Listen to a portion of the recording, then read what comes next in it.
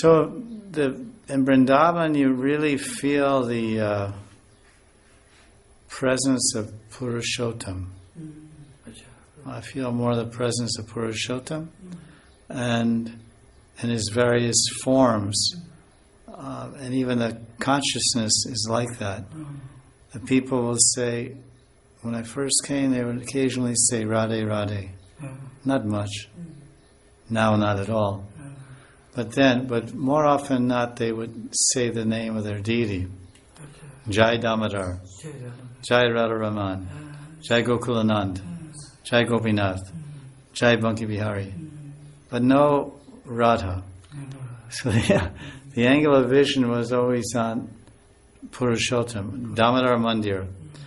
We say Damodar Mandir, Govindaji Mandir, Gopinath Mandir, Radharaman Mandir, Gokulananda Mandir, Banki Bihari Mandir. But there's no Krishna doesn't go anywhere without Shakti Radha. But somehow no one ever says, I'm going to Radha Govinda Mandir. I'm going to Radha Damodar. Maybe in ISKCON.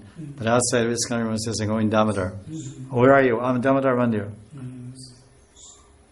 So very much you feel that I was feeling that and seeing everywhere I was seeing Krishna.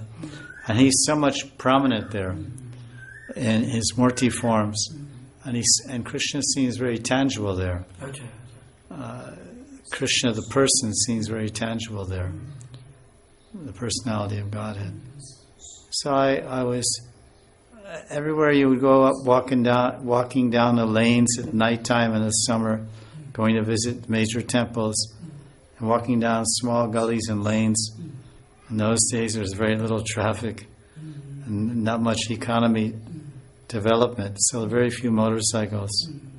It was a very, very different Vrindavan. 30 years ago we're talking about. Exactly 30 years ago. It's a lot has happened to India in 30 years, as you well have seen with your own eyes. So I don't know the greater India changes, but I know Vrindavan. 30 years. 30 years. I have my direct experience. So then, of course, we were bathing in Yamuna every day. It was so sublime and so beautiful.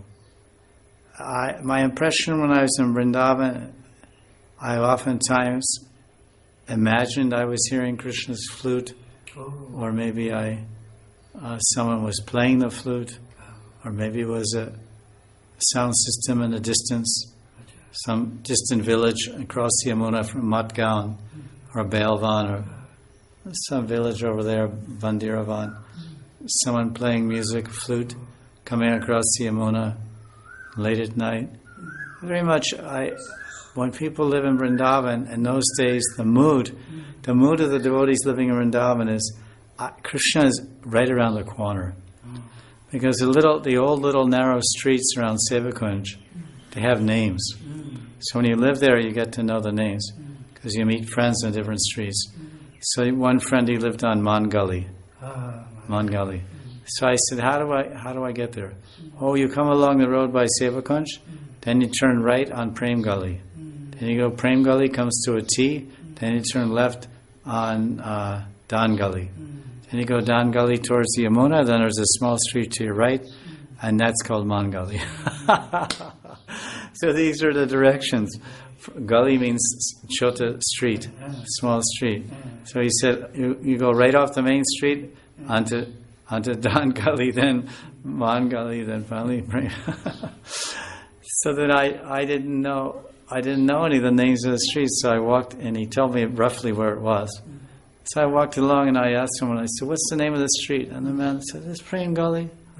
So I came to end, and I said, "What's the name of this street?" "This is Dan Gully." Oh, turn left. So then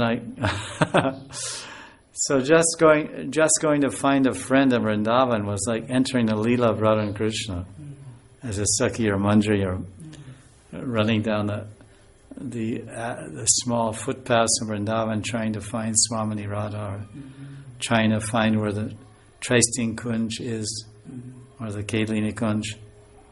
Where is the Sanket Kunj for their nocturnal rendezvous? So it was a very thrilling. everywhere you turn the corner, you see Krishna.